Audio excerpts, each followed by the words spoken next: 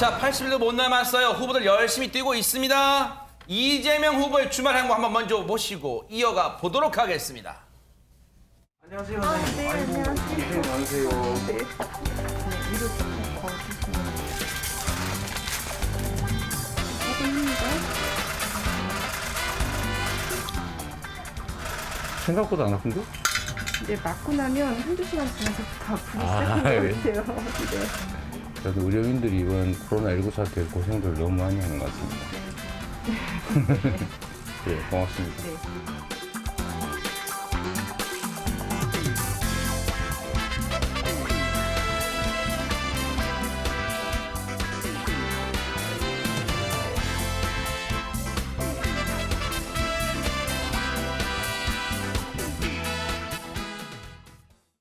아, 바쁘게 주말 보냈어요. 부스터샷, 추가 접종샷도 접종도 하고 그리고 어제는 또 대형 교회 갔어요. 아니 그러면 최정 회장님 매주 타는 그 뭐 버스 있잖아요. 그거 뭐 있잖아요. 그거 안 탄 겁니까? 네, 메타버스. 그 아하. 버스 이번 주는 안 탑니다. 네, 이번 주는 쉼을 선언했는데요. 네. 코로나19 백신 부스터샷을 맞고 휴식을 하기로 결정을 했다라고 알려왔습니다. 아. 매주 진행하던 이 메타버스, 매주 타는 민생버스죠. 이 메타버스 같은 경우에는 일정을 취소를 했는데요. 사실 이 시기에 갈 곳이 정해져 있었습니다. 이 당초 강원 제주 지역을 찾을 계획이었는데 지금 아시다시피 사실 코로나19 재확산에 따른 이 전국적 방역 강화가 굉장히 또 철저하게 이루어져야 되는 시기 아니겠습니까? 그렇죠. 그렇기 때문에 일정을 취소했다라고 밝히기도 했는데요. 네. 지난 18일 오전에는 아까 현재 영상에서 보시다시피 서울의 한 내과 병원에서 코로나19 3차 백신을 맞았습니다. 접종을 했는데요. 대통령 후보는 어떤 백신을 맞냐 궁금해하시는 분들 계시더라고요. 네. 지난 18일 오전 접종 때는 아스트라제네카 백신을 맞았던 이 후보가요. 3차 때는 화이자 백신을 접종을 했습니다. 그리고 측근 바로 옆에서 함께 이 전국을 누벼야 하는 이 수행원, 경호원 4인도 함께 부스터샷을 접종을 했다고 합니다. 네. 백신 추가 접종을 완료한 뒤에 이 후보는요, 자신의 SNS를 통해서 이러한 이야기를 남겼는데요. 평범한 일상 회복을 위해서 3차 백신 접종에 적극적으로 동참해달라라고 호소를 하면서 하루 쉬고 이 후보 부부는요, 대신 다음 날에 아까 말씀해 주신 것처럼 여의도 순복음 교회를 찾아서 예배에 참석을 하는 모습을 보였습니다. 이후에는 이 윤봉길 의사 89주기 추도식으로 향하는 모습을 보이기도 했습니다. 지금 이재명 후보의 일정을 보면 주말 일정 보면 특히 몇 주째 계속 교회 예배 참석하고 있어요. 혹시 뭐 이것도 전략입니까? 뭐 이유가 있습니까? 아니 이재명 후보만이 아니라 종교를 갖고 있는 많은 분들은 자기 종교랑 같은 데 다녀야 되죠. 이재명 후보가 기독교인이라 밝혔기 때문에 전라도, 남도의 광주, 전북의 정읍, 경상북도 영주, 메타버스를 타고 가는 지역마다 대형 교회 많이 들려셨는데요. 그렇네요. 예, 그것도 딱 준비했네요, 저희가. 그렇죠. 아하. 사실 뭐 저라면 교회뿐만 아니라 이슬람교 신전이라도 가보고 네. 싶은. 왜냐면 그곳이 유세장이기도 하니까요. 아하. 다만 문제가 있다면 김건희 씨가 본인의 그 이력을 조금 과장되게 했다면 이재명 후보가 본인의 신앙을 조금 과장되게 얘기했습니다. 대한민국 국가 조찬 기도회에 나서서 이런 말씀했어요. 분당 우리 교회에서 열심히 주님을 모시고 있고 주님의 은혜로운 인도로 이 자리까지 왔다라고 얘기를 해서 본인이 굉장히 성실한 기독교인이다라고 하고 했는데 근데 정작 분당 우리 교회의 담임 목사께서 이분이 우리 교회 안 나온 지 10년째 되고 있다. 오긴 왔었는데 하는 바람에 네. 이게 지금이 모시고 다니고 있다라는 말과 이런 좀 시제가 맞질 않아서 사람들이 약간 의혹의 시선을 보내는 것 같고요. 네. 아까 왜 교회에 가서 예배를 하느냐? 네. 유권자들이 있으니까. 아하. 예, 정치인들에게는 모든 곳이 유세장이기도 하고요. 저라도 하나님께 물어보고 싶고 기도하고 싶을 게 많을 것 같습니다. 네. 그런가 하면 이재명 후보 틈날 때마다 장윤민 변호사님 네. 웹 자서전, 그러니까 뭐 인터넷에 자서전 형식의 글 올리잖아요. 그렇습니다. 네. 본인의 어린 시절, 뭐 소년공으로 상징되는 어린 시절을 보냈기 때문에 소소한 일상 같은 것들 그리고 과거의 경험들을 올리고 있는데 이번에는 본인이 대학 시절에 겪었던 어떤 경험담을 이야기했습니다. 사실 초등학교를 졸업한 이후에 검정고시로 나중에 졸업장을 취득했지 학교를 제대로 다니질 못했잖아요. 그래서 영어 공부를 할 때도 아마 문법 위주로 수업용으로 하는 데는 뭐 본인이 자신이 있었지만 정작 발음 때문에 굉장히 고초를 겪었다는 겁니다. 아하. 예, 사법고시 1차에 영어 말하기 시험을 보는데 그 당시만 해도 성경 바이블을 본인은 이 정확한 발음교를 몰라서 비블이라고 발음하기도 했고 아하. 아이언 있지 않습니까? 철도 아이언이 아니라 이롱이라고 발음할 정도로 이 발음에 있어서는 상당히 좀 많이 어색하고 제대로 배우지를 못했다는 과거 경험을 이야기하면서요. 네. 또 대학 때 그렇지만 뭐 미팅도 하고 고고장도 가보는 좀 평범한 대학 생활을 즐겼다라는 과거의 소회를 밝히기도 했습니다. 네. 그렇죠. 정말 이 추억을 또 상세히 소상하게 솔직하게 또 올리기도 했어요. 그런가 하면 윤석열 후보는 어디를 또 부지런히 다녔을까요? 윤석열 후보의 행보도 한번 보시고 이어가 보도록 하겠습니다.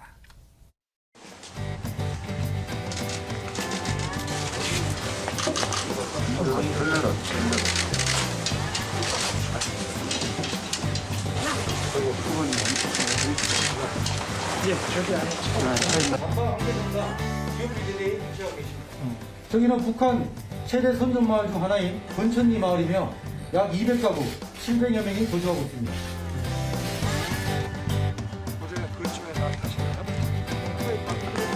파이팅 한번 하겠습니다. 네.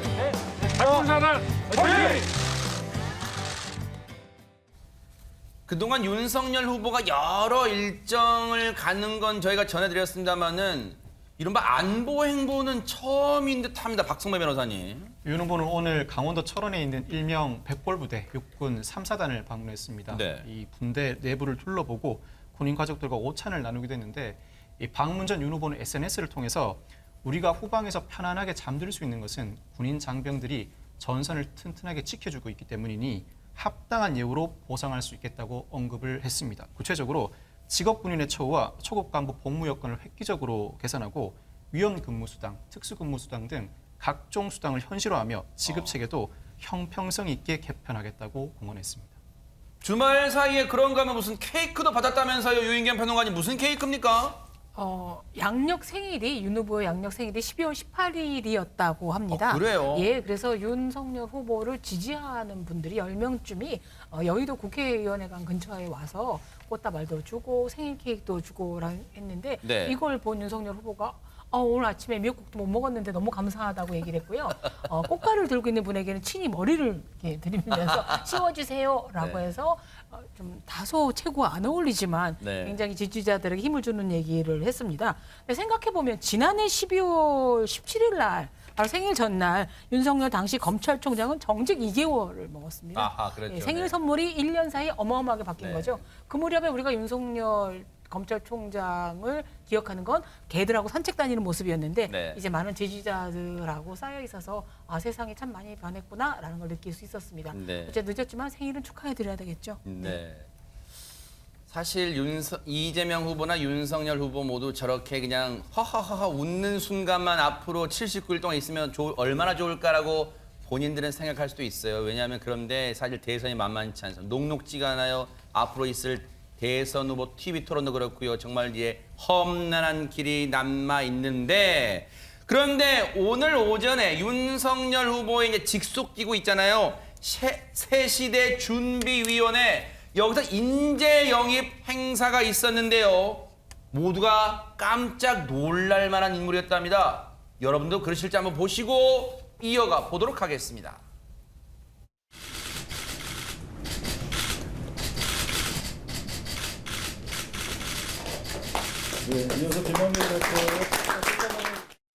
님께서 여성 폭력을 해결하고 좌우를 넘어서 전진하는 대한민국을 만들겠다고 약속해 주셔서 함께하기로 했습니다. 과거 상당히 좀 진보적인 진영에서 이렇게 활동을 해 오셨는데 대화를 해 보면은 국민의힘에 계신 분들하고 큰 차이가 없어요. 조금씩 다른 게 있을 뿐인데. 정치에 이제 입문하신 지 얼마 안 된다고 그러셨잖아요. 우리 신지혜 씨가 정치 선배입니다. 그렇죠. 맞습니다. 신지혜 대표가 어떤 분위기에 언론들은 깜짝 영입이사 이런 평가를 하고 있을까요? 전혜연 평론가님. 신지의 여성정치 네트워크 대표 출신이고요. 사실 이 뉴스를 보고 제가 오늘 아침에 너무 많은 분들한테 질문을 받았습니다. 그래요? 신지의 대표가 정의당이 아니라 국민의힘으로 갔다고요? 라는 거죠. 네.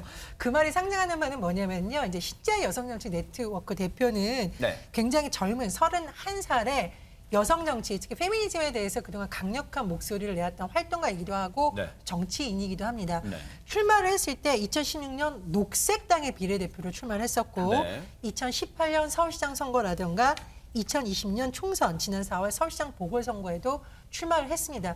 그리고 무엇보다도 신지의 대표하면 떠오르는 인물이 반대편에 서 있는 인물로 꼽는 인물이 이준석 국민의힘 대표예요. 네. 예전부터 이 페미니스트 논쟁을 듣고 자주 부딪히기도 했었고 또 신지혜 전 대표가 불과 한 달 전에 국힘, 그러니까 국민의힘은 페미니스트 대안이 될 수 없다라고 밝힌 바가 있기 때문에 네. 이번 영입은 정말 깜짝 영입이라는 반응이 많고요. 네. 두 가지 시선이 존재합니다. 하나는 보수당에서 지금 너무 젠더 갈등을 놓고 정략적으로 이용한다, 편가르게 한다. 그래서 이런 인물이 들어가서 제대로 된 목소리를 내야 된다. 이런 또 기대감이 있는 반면 일각에서는 결국은 그러면 정치권으로 들어가서 똑같은 인물이 되는 거 아니냐. 개인적 정치적 욕심 때문에 가는 거 아니냐. 우려의 시선도 양론이 지금 공존하고 있는 상황입니다. 그러네요. 말 그대로 기대 반 우려 반 시선이 있어요. 그러면 지금 얘기를 들어보면 장현미 변호사님, 네.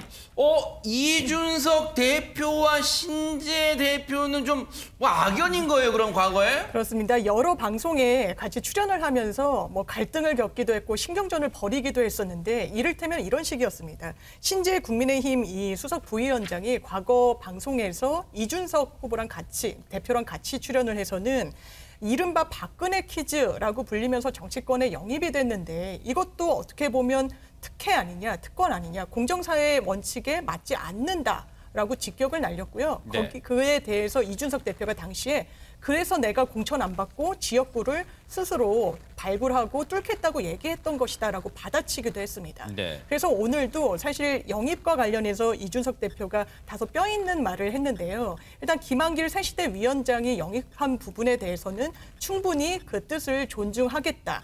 하지만 이수정 교수와 마찬가지로 당의 기본적인 방침에 위배되는 발언을 하면 내가 나서서 재직 교정할 것이다 라고 이야기를 해서요. 네. 이게 사실 갈등이 언제든 수면 위로 올라올 수 있음을 내비쳤습니다. 당연히 오늘 이준석 대표한테 기자들이 따라가서 물어봤겠죠. 어떻게 생각하냐고. 그 장면 보시고 이어가 보도록 하겠습니다. 준비에서 신지혜 씨를 영입했는데 별다른 얘기 없습니다. 그 안에서 큰 소리가 나는 것 같아요. 별다른 얘기 없어요. 왜 안에서 큰 소리는 왜 나는 거예요? 방 안에서 좀 큰 고함 소리 같은 게 난 것 같은데 혹시 좀 어떤 얘기가 그 별일 아니에요. 뭐 얘기하다가 보면은 음성이 높아지는 사람도 있고 그런 거지 뭐 특별한 얘기가 아니라. 고성도 있었고 선대회의 때 아니 혹시 뭐 신재 대표 영입 관련해서 박승배 변호사님 이준석 대표 심기 불편한 겁니까? 그 사안은 아닙니다. 오늘 회의에서 이준석 대표는 이 선대위 공보단장을 맡고 있는 조수진 최고위원에게 일부 언론에서 윤핵관이라는 출처로 김종인 위원장과 나를 공격하는 보도가 나오고 있는데 대응을 잘하라는 취지로 지시를 했습니다. 그랬더니 조 최고위원이 내가 왜 당신 명령을 드려야 하냐 하면서 맞섭니다. 그러자 이 대표가 아니 내가 상임 선대위원장인데 그럼 누구 명령을 듣는다는 것이냐고 묻자 조 최고위원은 윤 후보 말만 듣는다고 답을 합니다. 이 과정에서 두 사람의 목소리가 점점 커졌고 결국 이 대표가 책상을 치고 회의장을 떠나면서 선대위 회의가 종료됐습니다. 야, 이 부분은 어떻게 봐야 되는가? 앞서 뭐 김종인 위원장 별일 아니에요 뭐 했지만 어떻게 봐야 됩니까? 전현 평론가님. 근데 사실 윤석열 후보가 당선된 이후에 당시에는 이준석 대표와 집안 싸움하느라고 좋은 시기 다 놓쳤다 이런 비판이 있었는데 최근 들어서는 또 지도부 내에서 좀 뭐라고 해야 될까요?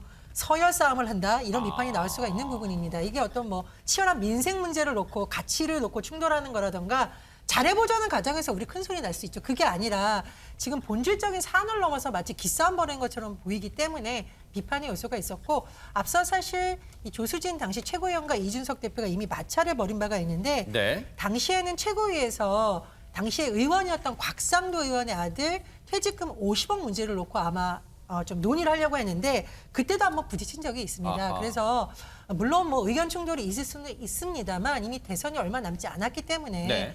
제1야당이 좀 멋있는 정책을 내놓고 하는 데 있어서 치열한 논쟁을 하면 어떨까 그런 생각이 듭니다.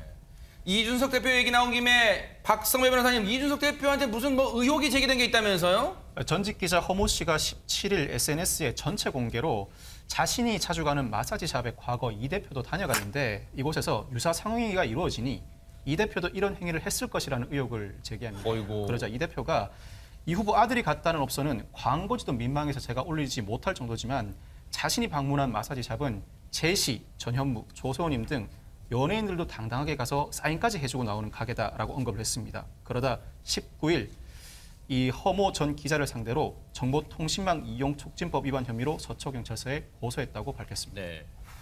이 부분은 이준석 대표가 명예도 회복하고 사실관계를 바로잡을 요량으로 직접 고소를 했기 때문에 앞으로의 어떻게 진행될지 뉴스파이터도 따라붙어 보도록 하겠습니다.